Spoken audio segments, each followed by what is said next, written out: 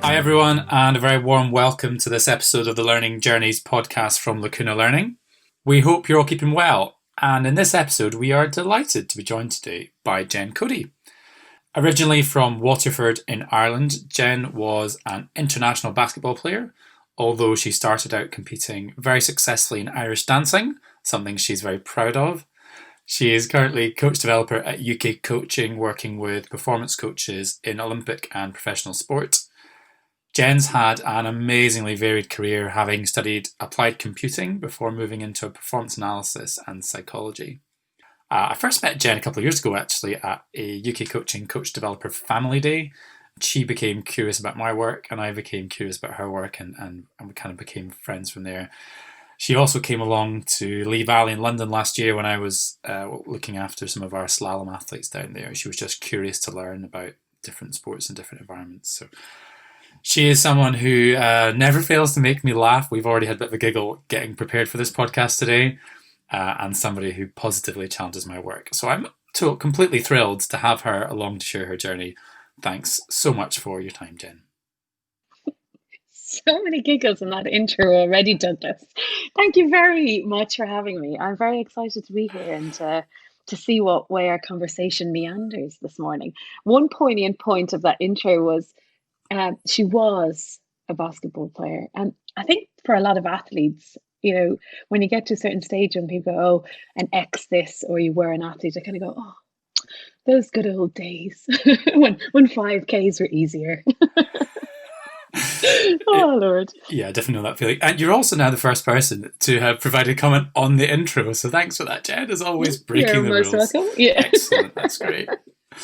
Listen, I don't think warming you up is going to be a problem, but by way of meeting the regular feature on the podcast, because people are interested in this, if you could go on an adventure anywhere in the world, where would you go? Who would you go with? And what would you do? So, as a fan of this podcast and having listened to it multiple times, I often pause and think of this question. I know other people have said that too. And early doors, I was off in tropic, exotic country, and I had a list of famous people. I was like, this is where I do, this is what I do. And would it have to be paddling? I don't know. I'll have to ask Doug. And actually, where I'm at right now, I would love to be in Ireland on one of the many beaches that surround the city that I live in, walking with my granddad. He is a man with endless stories. He is the best storyteller I have ever met.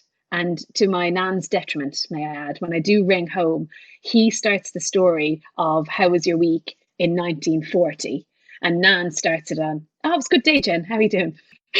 So it would be with Grandad, it would be on the beach in Tramore, and we'd be having a walk and talking about everything he's built around the city, who he knows, who knows who, and what's gone on.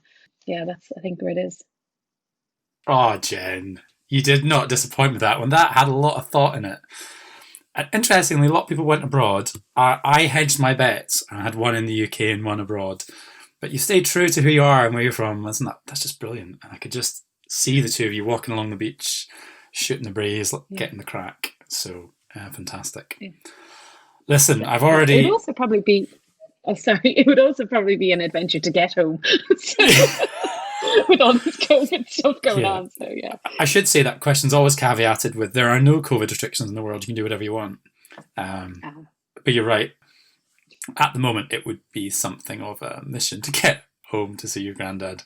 Yeah, it would be. Anyway, I'm sure things will improve, of course. Now, I have left some breadcrumbs here for Irish dancing, which almost seems stereotypical. That would be the case, but of course it's true. People know you quite well. You're a well-known figure in our parts, but they probably don't know a whole lot about where it all started for you. So where does sport begin for you, and where did that journey lead you? Well, listen, when people say, oh, what other sports have you done and what was your journey like? I usually started swimming, and I say, oh yeah, national level swimmer, did this, this and this, met some lifelong friends, had a positive experience. It wasn't for me, moved to basketball. And it really was talking to you about a month ago that I think, was it Leslie's podcast we were talking about? Or maybe someone else we were talking about dancing. And I was like, sure, I used to do Irish dancing. And there was a giggle. And I was like, no, I actually did. And then I realized that I'd blocked it out somewhat. And I don't think it was the debate of, the sporting debate. It was really around the experience I had. It was a horrific experience. from the get up, as you can imagine. I know people who know me, like the tight curls of the old school curls that, you know, your head is hurting as you sleep. The demonted dresses that I used to wear. But it was unfortunately at the time the poorest coaching I'd ever experienced. And it gave me that feeling early doors of, you know, what intimidation was. We were in a small little hall. It just was a really poor experience of coaching. And I carried some of that, and probably the reason I moved from the sport. I remember going to many competitions where I'd fortunately done well, I'd won some sort of trophy, but was crying. And that's what I remember. Those are the memories that I have. I don't remember having happy memories, whether it was a win, lose, or draw kind of thing. And also the funny memories, when we speak a lot about parents now, and I don't have my own children, but I definitely see how my parents got wrapped up in the intensity of what you need to do to win, you know, and what they should do. So we converted the room, a spare room that we had at home, put all wooden floors down, put a dot on the wall, and had a tape recorder in the room. I mean, I'm sure there's some movies that have been created about this horrifying kidnapping scenario that was in this room, hours and hours of practice over again, getting the right sound, the right start. So thank goodness swimming was my savior, and my parents committed to bringing me to the pool at 5 o'clock in the morning. Wow. I deliberately didn't ask you about that journey into dancing before the podcast because I suppose I wanted just to really hear it, and I didn't think you were going to say that. I knew it'd been intense. I didn't realize, as you put it, that that was where you learned what intimidation was, and you know that it was that just yeah, wow. I don't really know where to go from there, but you said that swimming was your savior. So I'm really interested in why was it your savior, and I guess well, what does swimming give you that maybe dancing didn't give you? I feel looking back now that, you know, I was never destined to be an amazing swimmer. I was probably in the top maybe 10 in the country. Relay teams were in the, you know, the top two or three. And I remember thinking there was a couple of swimmers in the club worked with, I didn't work, a couple of swimmers that I was swimming with who were making the Youth Olympics team and the national team. And I thought, oh gosh, will I get to that stage? But it was probably the work ethic I'd taken from the dancing, which is a plus. But I just loved the coach and how he coached, but it wasn't. It was just that it was completely different from what I'd experienced. There was no parents around to interfere. There was no kind of expectation from them. So I had a different type of relationship that was forming in the sporting space with my parents. The ownership for me to compete and the responsibility was on me. With the coaching, was at the other end of the spectrum completely. So didn't probably marry what I really needed, and I didn't know what I needed, so I didn't ask at the time. But it definitely was a space where we had a lot of fun. Some really positive experiences, and that's where the travel to competitions. We were doing a lot of trips to Cardiff, a lot of, you know, away trips up to Belfast, and you know there was national competitions as well that I really enjoyed. So I was still getting the exposure at national level with the competition, but there was high support in that space as well. Really interesting. You said I just loved the coach and how he coached. Um, it's really interesting if you ask anyone who their best and favorite teachers were at school, they almost always come back with people that just got who they were and got what they were about. So I just got that real sense of that from your coach, and that you said there about that really high support, that maybe Yeah, was maybe lacking a little bit in your experience in dancing up to that point. yeah. And it's funny because, like, Coach Brian is still on Facebook, and you see all the people that I swam with are still connected. We don't speak regularly, but we'll support each other in not just the typical social media fashion, but we'll encourage, you know, to, you know, on a birthday or if they're going for a job or anything that we see through social media or WhatsApp. So there's a connection there in that space that was created for us to grow. I think what I was missing then was that extra level of maybe competition or team cohesion that I found when I moved into the basketball world. That was like both of those previous worlds being mushed together and going, ah, oh, yes, I feel at home here. Yeah, and that lasted for, gosh, 15, 20 years afterwards. Okay, so you've just provided the perfect segue into the basketball journey. So you said, like, I kind of knew I wasn't destined to be an international swimmer. but you found something in swimming that maybe rescued sport and I guess organized sport for you. How did basketball start, and where did that lead you? Oh, it was an interesting start. So we were fortunate. I was fortunate that the school I went to had a great basketball history. So, yeah, at the top level in the country, they played. They had amazing coaches, and the school that I was in was a feeder into this club. So there was a great relationship, a lot of vibrancy, and the success was already there. So that itch to be part of this was um, really appealing. So I I remember going into the gym and seeing what was happening and been really interested to kind of explore it more, but I was still swimming. So I was trying to hedge my bets with my parents to say, listen, can I do both? And they were like, you know, do you have the time? Do you have the energy? So had an opportunity to go and train for the first year team this year. What is it? Eight, seven. First year team, made the team, and I was training, you know, 3 evenings a week, having a game with the club, and then doing every morning in the swimming pool bar Sunday. So I was really kind of pushing myself to see if I could keep both of them going and would they complement each other.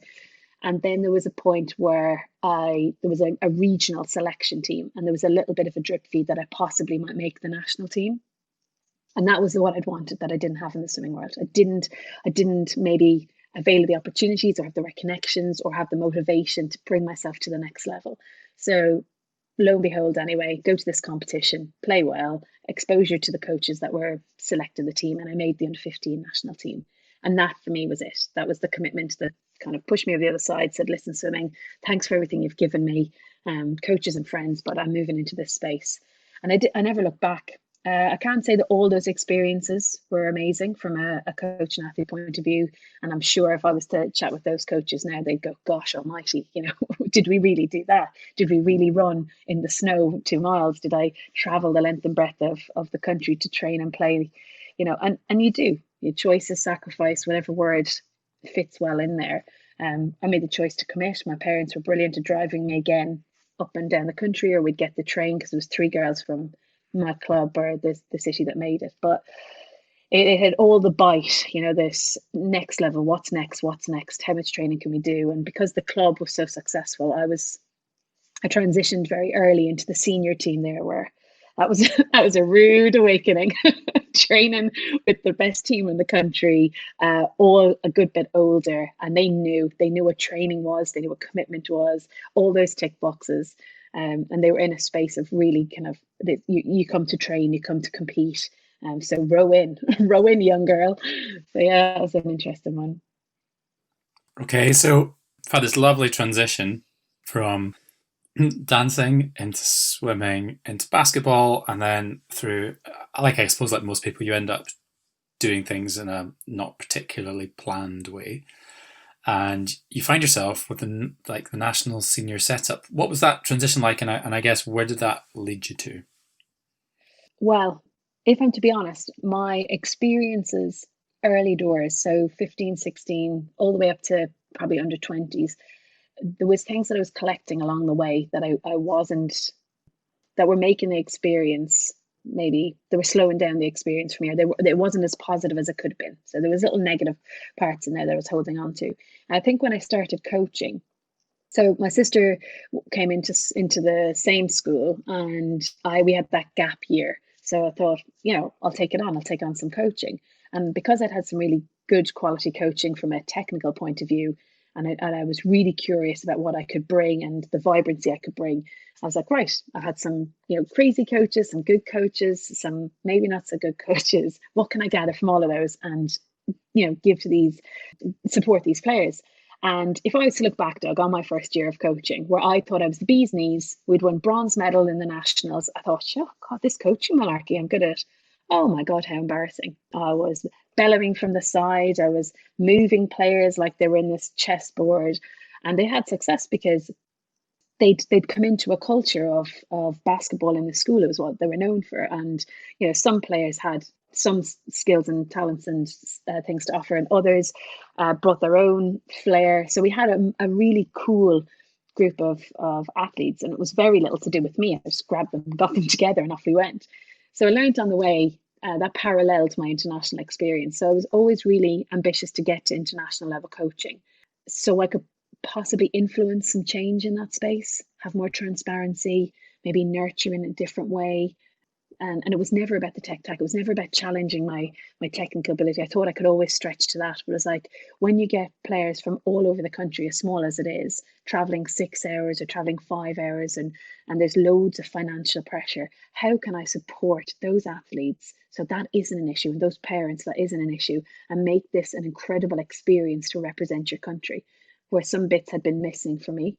So that's the enjoyment of coaching came really, really early. And if it was that sticky pasta or a sticky hook of success, then yeah, so be it. But I hope I hope people would say, as I meandered through my coaching career, those changed and I became more self-aware and stuff. Yeah, that's of course consistent with the person that I know, that you would immediately highlight where you perhaps could have done better in your first season. But of course, there would require some self-awareness for you to be able to recognize that, in order for you to recognize that maybe what you were doing wasn't as effective as you perhaps thought it was. And I can certainly identify with that journey, looking back, that I suppose I had, in a completely different sport of rowing, I'd read everything, I knew everything. There was nothing I didn't know, right? And if I just enlightened the athletes for long enough, then they would just do it better, right? And that would be okay. And I suppose as an early on in your coach, that's not a terrible idea. But I suppose I'm interested in what was the thing, what was the trigger that went off for you that made you realise that perhaps there was another way of doing this? It's a good question. For me, I was very tuned into what enjoyment and fun was and what I was doing. I'd had some poor experiences, as I mentioned, or experiences that just didn't make me laugh. They didn't engage me. They didn't cognitively kind of stimulate me. So I was trying to piece together all of these things. So I know after that first year, or I knew kind of going through that first year, that I wasn't getting it right. So I had some people around me to reflect with. Even I was only, what was I, 16 at that stage, but I knew the importance of not just going on this solo run and not keeping people on the outside. So I was checking in with other people, getting advice or mentorship from anybody that was around. Come and watch my session. What do you think of this? And I also was tuning in to the girls, into those athletes I had in front of me, into my sister and her friends that were there that just came to have fun. And I realized very quickly after that when they didn't enjoy winning that bronze medal and they felt, oh gosh, the pressure of this, and I could see it being drip fed at home, and thought initially it was the sister relationship thing, that I go, Joe, you're doing something wrong here. You're doing something wrong here. How can we strip this back, check in more? And that's where relationships, rapport, that safe space is so important now, and it has been for a really long time. I've changed how I approach it. I've not got it right every time, but it's definitely been the important part for me to check into what I understand enjoyment to be for everybody that's around me. And if I need to be the joker and the laugher, even in a social space, I'll do that. I don't, even if it's the sacrifice kind of, whatever experience I want to have. I like people around me feeling comfortable, feeling happy, feeling engaged. So yeah, that was one of the triggers. Yeah, what a lovely reflection. I feel compelled now to follow a particular line of inquiry, which is that it strikes me in the work you now do as a coach developer. I suppose lots of the ways you work now makes a lot of sense to me, because I now understand where a lot of that has come from. So I'm dead interested in how, I suppose, the lessons you learned early on there influence what you do now, particularly that real interest of yours around, you talked about relationships, rapport, and safe space. My assumption would be that the things you learned coaching those girls, creating good environments for them to flourish and for them to challenge themselves and progress and so on. My assumption is that you've applied that to working with coaches, but I'm just interested in exploring that a bit, if that's okay. Yeah, absolutely. I think it's a couple of different people have asked in the last few years about coach development, and I think as a coach, you're always a coach developer as well. Whether people tag it or label it as that, or you can strip away kind of all the components of it and go back to, if I have an assistant coach, I'm supporting a person to develop and they're supporting me to develop. So in its really kind of primitive state.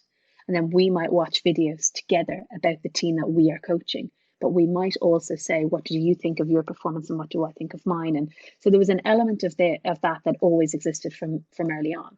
And then into the role I'm in now, looking from a coach to the coaches, it definitely has threads of everything I've experienced, whether it was, that portion of 12 years of playing and 10 different international coaches. And I saw the importance of communication and clarity of role and acceptance, or whether it was the development of my understanding of emotional intelligence and my own self-awareness and the people around me, and where the motivational elements came in.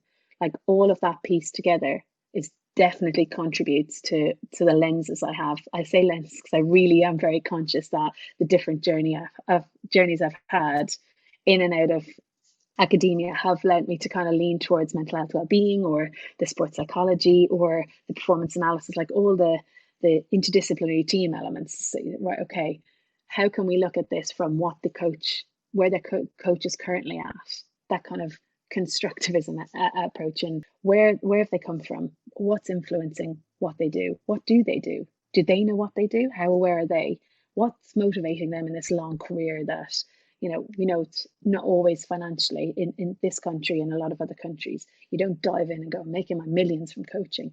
It's that humanistic connection between people that draws people in to support others.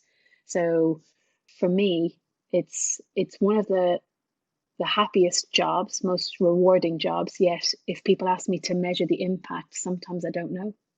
Sometimes I find it really hard to put the impact that I might have as a coach developer in a box. There's loads of different ways that I can explore it, and we have, and we continue to do that. But the nature of having a quality relationship, the nature of sitting down to support somebody and understanding that maybe 10 years' time that might have an impact, or it may not, but that's okay. I'm sort of just trying to make sense of that amazing last couple of minutes. It happens in every podcast, so I'll do it again. I will encourage my listeners to listen back to the last 3 minutes. There was just a ridiculous amount of stuff in there, of experiences and expertise and reflections upon the nature of our work and so on. And we could undoubtedly, I suppose, pull that apart and talk about that for another 2 hours if we had the time. So we maybe have to get you on for an episode 2 to talk about some of that, I think. I'm really interested, though, in, I suppose, that journey as a coach developer, or maybe lessons you learned along the way for people, maybe for coaches as well, actually.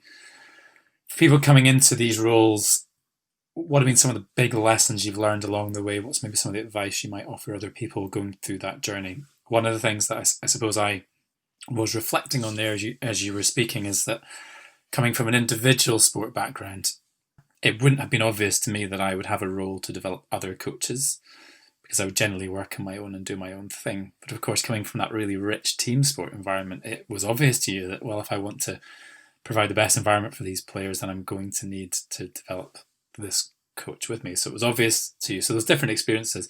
So I'm just really interested, sorry for a slightly rambling question here, and I suppose what I mean, some of the big lessons for you as you made that transition into that coach developer space.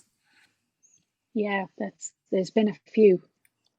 So what advice could I give going forward? I think I thought about this. Obviously, I reflect on the role I'm in 2.5 years now. The role I was in before that, I was doing a similar role in schools, in primary schools with teachers in London, in some really tough schools in London. And I think I've always had in new roles, there's a quiet confidence that bubbles away, but that's married with the imposter syndrome that I might have. So the being humble part has been in my nature, but also being confident in the journey that I've been on to give a richness that maybe other people don't give. So everybody gives some gold based on the journey that they've been on. So I tend to have amazing people, present company included, around me to check and challenge, and to really embrace those challenges and understand through maybe conversational competence that it's okay to disagree, and it's okay to have those conversations and embrace those conversations, and then take time to reflect on those.